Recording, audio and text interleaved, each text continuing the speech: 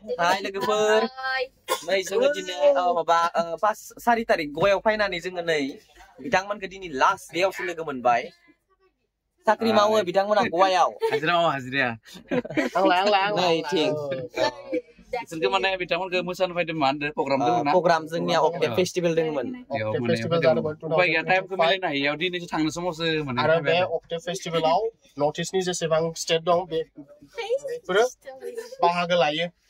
जेरैबायदि आसाम मेघालया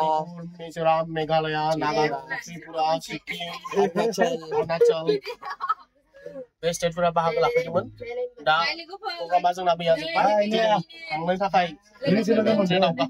मोजां थांबाय ना मैया जोङो बिचआवबो थांदोंमोन बेरायनो माबोरै मोनखो बिचआ जोबोर मोजां फरेनार नुगोना हसे फरेनार लोगो मोनदों बेयाव फरेनार फैयो थारमाने बे बिचआव खम जायो आरो मानसिफोरा थांलायनोसै जोङो होमबा बिथांमोना जोंनि गामिनिनो